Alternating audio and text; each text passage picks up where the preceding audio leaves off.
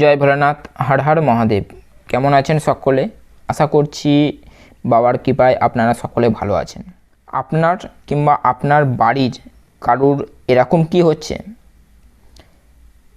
যে সব কিছুতেই কিছু না কিছু বাধা, সেটা পড়াশোনার ক্ষেত্রে হোক কিংবা কোনো কিছু কাজের ক্ষেত্রে হোক কিংবা কোনো ব্যবসার ক্ষেত্রেই হোক, ভীষণ রকমভাবে বাধা। যে কোনো কাজই আপনি করছেন না কেন, কিছু না কিছু একটা বাধা এসেই যাচ্ছে।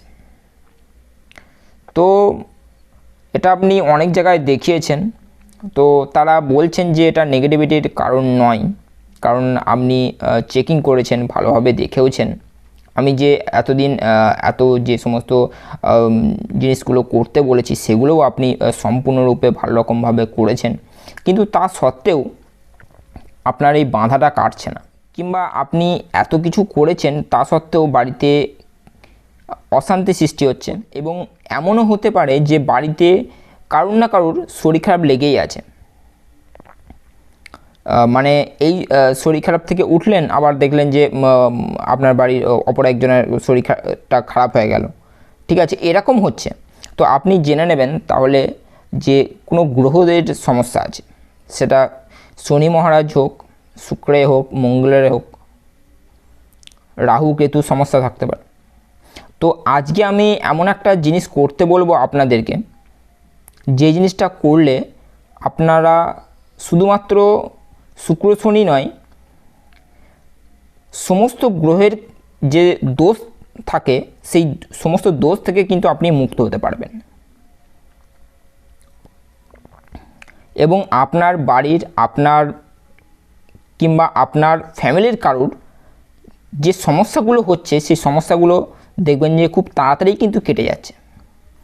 আপনি প্রথম দিন থেকেই বুঝতে পারবেন ব্যাপারটা।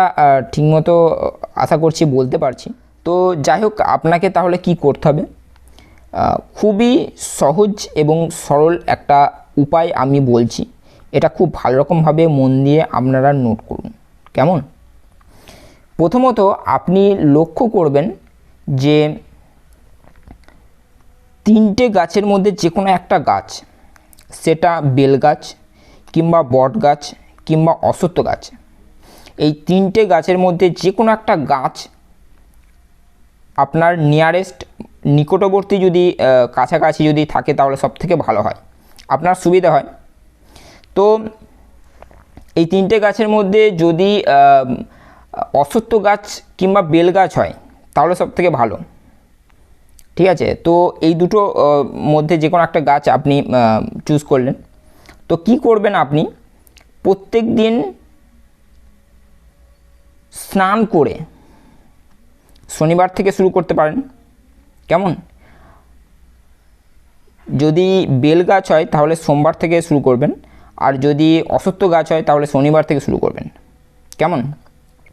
তো আপনি স্নান করে, সকালে স্নান করে একটা ঘটি নেবেন, কাঁসার কিংবা পিতলের একটা ঘটি নিয়ে তার মধ্যে অল্প কিছু দুধ নেবেন এবং তার মধ্যে গঙ্গা জল মিশ্রিত করবেন এবং তার মধ্যে 3টে দুর্বা ঘাস, 3টে দুর্বা ঘাস আমরা সবাই জানি। তো 3টে দুর্বা ঘাস আমি সেই ঘটিটার মধ্যে দেবো এবং সেই ঘটিটা নিয়ে গিয়ে দক্ষিণ দিকে মুখ করে আপনি দাঁড়াবেন এবং আপনি যে ইষ্ট দেবতাকে পুজো করেন, আপনার যে ইষ্টদেব কিংবা দেবী, যে কোনো ইষ্টদেব হোক, সেই ইষ্টদেবের কিংবা দেবের নাম আপনি স্মরণ করে নেবেন, তাকে প্রণাম করে নেবেন, কেমন? এবং দুধটা আমি বলে রাখছি, দুধটা যেন অবশ্যই কাঁচা দুধ হয়, কখনোই কিন্তু জ্বালানো দুধ কিংবা বাসি দুধ যেন না হয়, যে আজকে আপনি 2 দিন আগে দুধটা নিয়েছেন সেরকম যেন না হয়। ঠিক আছে, একদম আজকের দুধটাই যেন হয়, ঠিক আছে, টাটকার দুধ।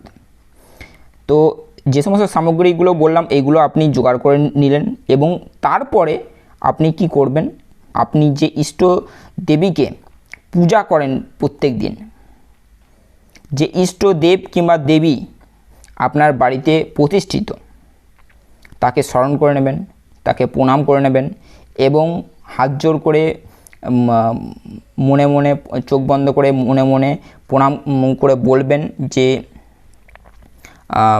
হে ইষ্টদেব, আপনি বলবেন আমার প্রণাম স্বীকার করুন। আমার যে গ্রহের সমস্যা আছে, ঠিক আছে, আমার যে গ্রহের সমস্যা আছে সেই গ্রহের সমস্যা যেন কেটে যায়। আপনি শনিদেবের নাম করে নেবেন এবং তারপরে হাত জোর করে বলবেন যে সমস্ত গ্রহের উদ্দেশ্যে আমি এই জল অর্পণ করছি এবং আমার এই প্রণাম, আমার এই ক্রিয়াকে আপনারা স্বীকার করুন এবং আমার এই পুজোটা আপনারা স্বীকার করুন এবং আমার যে গ্রহের দোষ আছে, আমার যদি কোনো ভুল হয়ে থাকে তাহলে আমাকে ক্ষমা করুন, দয়া করুন, আমাদের ওপর কৃপা করুন। এরকমভাবে বলে আপনি প্রণাম করবেন দক্ষিণ দিকে, বারবার করে বলছি, দক্ষিণ দিকে মুখ করে দাঁড়িয়ে, ঠিক আছে। তো এটা করে নিয়ে আপনি সেই ঘটেতে থাকা দুধ মিশ্রিত গঙ্গা জলটা যেটা আছে সেটা আপনি আস্তে আস্তে সেই গাছের গোড়ায় আপনি কিন্তু আপনার যে ইষ্টদেবীর মন্ত্র আছে সেই ইষ্টদেবীর মন্ত্র স্মরণ করতে করতে কিংবা কোনো গ্রহের মন্ত্র যদি আপনি জানেন সেই গ্রহের মন্ত্র আপনি স্মরণ করতে করতে কিংবা জয় শনিদেব এরকম করতে করতেও আপনি সেই জলটা কিন্তু গোড়ায় দিয়ে দেবেন। কেমন? এটা করার পরে আপনি প্রণাম করবেন এবং প্রণাম করে সেখান থেকে চলে আসবেন, ঠিক আছে।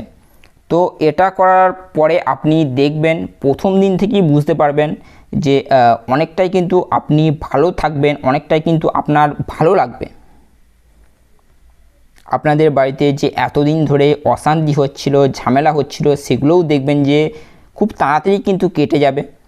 আস্তে আস্তে হলেও দেখবেন যে যাদের এতদিন ধরে এত সমস্যার মধ্যে দিয়ে জর্জরিত আছেন তাদের একটু হয়তো সময় লাগতে পারে, কিন্তু একটু ধৈর্য ধরে যদি আপনি করেন তাহলে কিন্তু এগুলো আস্তে আস্তে কেটে যাবে।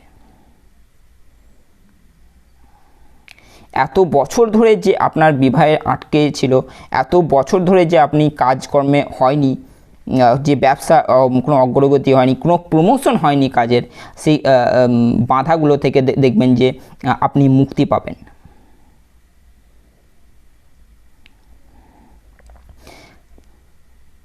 যে এত শরীর খারাপ হচ্ছিল সেই শরীর খারাপও দেখবেন যে আস্তে আস্তে কেটে যাচ্ছে।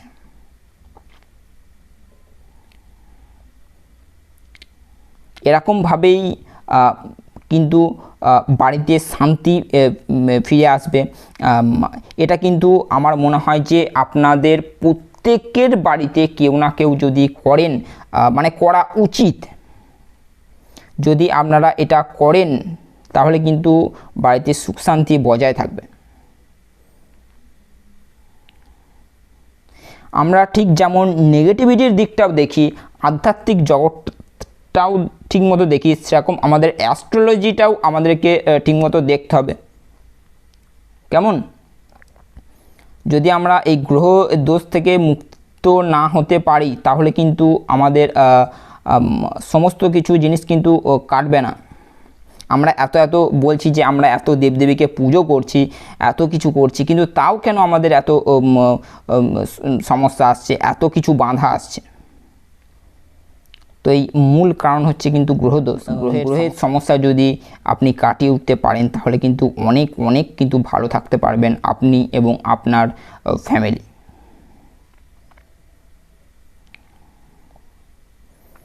আজকে এটা আমি ভীষণ একটা সহজ এবং খুব উপকারী এবং একটা খুব পাওয়ারফুল একটা ক্রিয়া বললাম আপনাদেরকে, কারণ আপনারা সকলেই জানেন যে যে সমস্ত যে তিনটে গাছের কথা আমি বললাম, এই তিনটে গাছে কিন্তু সকল দেবদেবীর বসবাস।